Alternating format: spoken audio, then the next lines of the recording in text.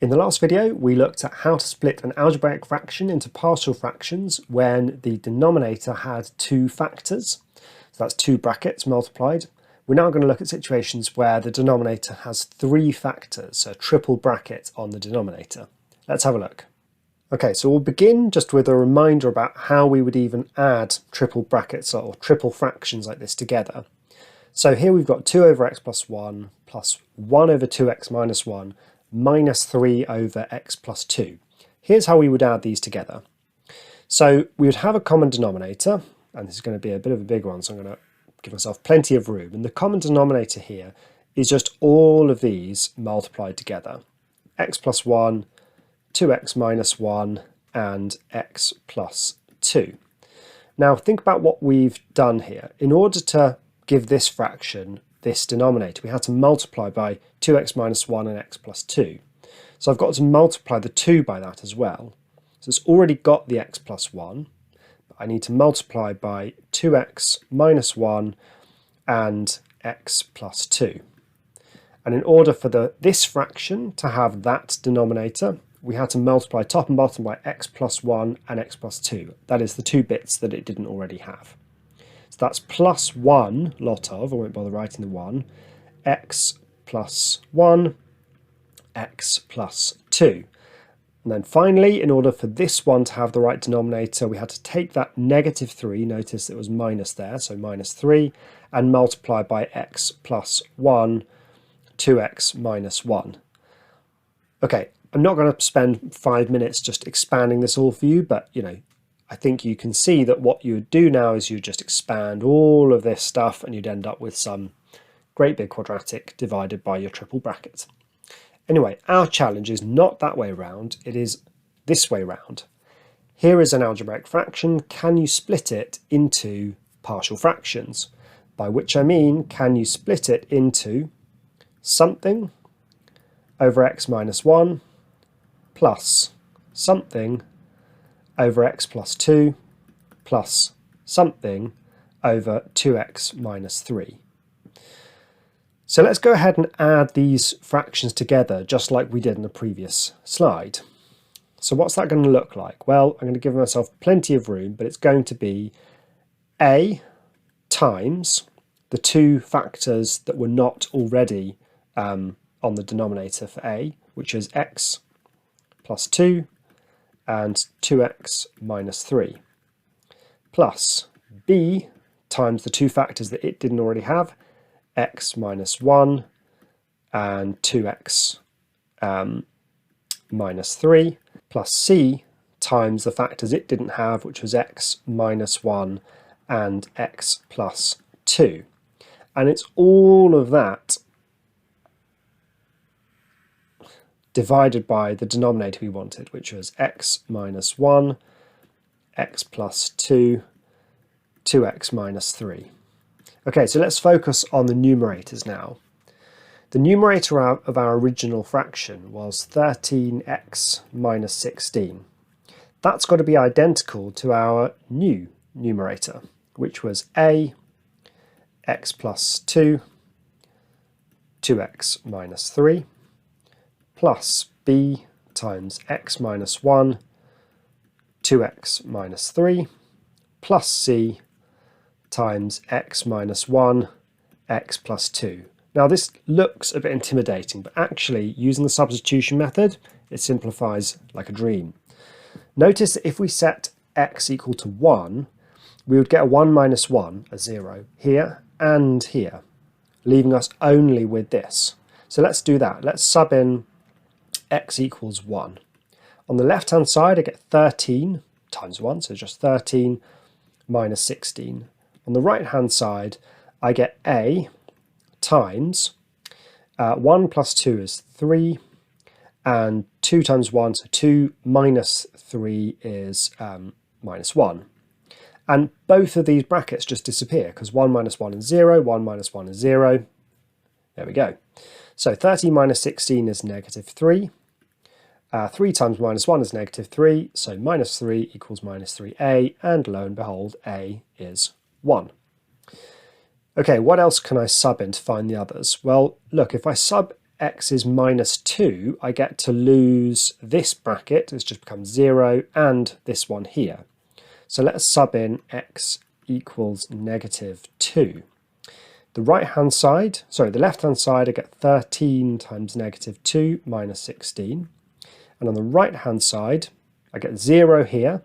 This one, though, I've got b. Then I've got negative 2 minus 1, which is negative 3. And then I've got 2x minus 3, so minus 4 minus 3 is minus 7. Okay, so what have we got going on here? Well, I've got minus 26 minus 16 equals, and then negative 3 times negative 7 is 21. So that is 21b.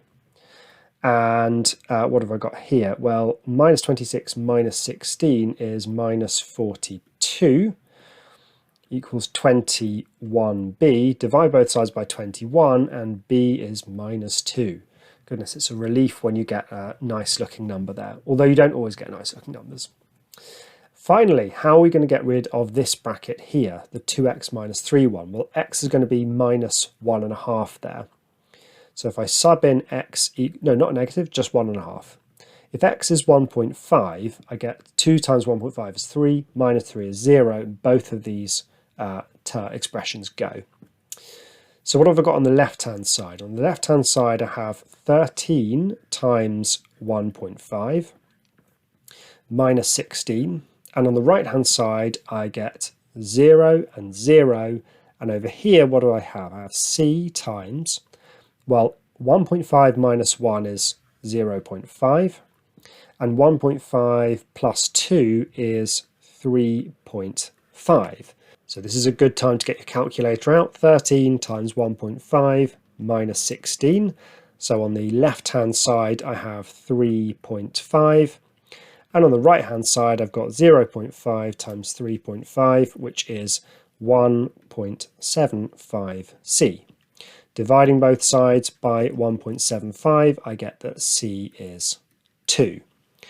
Great, so there's my answer. A is 1, b is minus 2, c is 2, and that means, in all its glory, my partial fractions are 1 over x minus 1, plus, no, not plus, minus, because b is minus 2, 2 over x plus 2, and then c is 2, so plus 2 over 2x minus 3.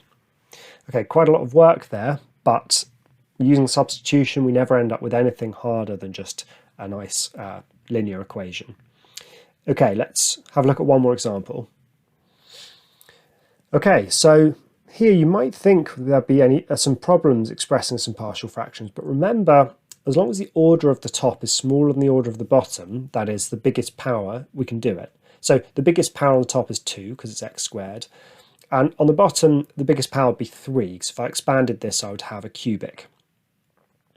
Okay, so I'm going to try to split this up into something over x plus 1 plus something over x plus 2 plus something over x minus 6. Now, to save room here, you will find in the end that what you probably start doing is just, well, if I go back a page, skipping out this step. Okay, let me show you how we do that. Okay, so if I add those fractions up on the right-hand side, here's what I'd get. I'd get a times x plus 2 x minus 6 plus b x plus 1 x minus 6 plus c x plus 1 x plus 2. Now, okay, yes, I would get that all of that stuff divided by these things multiplied, but you know what? All I need to do is consider that this, which is the numerator of the right-hand side, should be identical to this, which is the numerator of the left-hand side. So I don't necessarily need to write all of this divided by these factors multiplied. I can just state this. This is the numerator, and this should be, I haven't given myself really enough room here, but it should be identical with x squared minus 3x plus 10. So once again, we can now think what x terms do I sub in so that plenty of the brackets just disappear? Well, let's start with x equals, what should we go with? X equals -1, because that will get rid of this term and this term here. So when x equals -1, this side, okay, the kind of the numerator here, on the left-hand side, I get -1 squared minus 3 times -1 plus 10.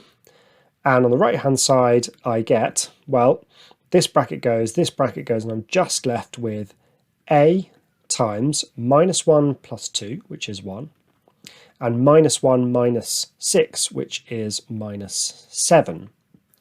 So what have we got here? Well, -1 squared is 1, -3 times -3 is +3, and 10 is 10. And on the right-hand side, that's just -7a. So look, that's 3 plus 1 plus 10 is 14, equals -7a, and a is -2. Next sneaky term to sub in, why don't I go with -2, because that kills this term and this term. So when x is -2, what do I get on the left-hand side in this quadratic? Well, I get -2 squared minus 3 times -2 plus 10, and that's got to be equal to 0. And then this here I get b, -2 plus 1 is -1, and -2 minus 6 is -8. So what have we got here? -2 squared is 4, -3 times -2 is 6, and 10 is still 10. And what does that give me here? That gives me -1 minus 8 is 8, so that's 8b.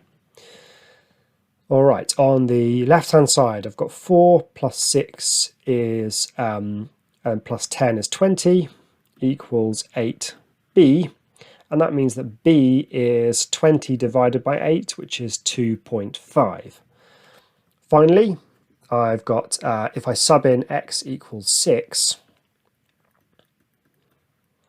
what do I get? Well, on the left-hand side, I get 6 squared minus 3 times 6 plus 10.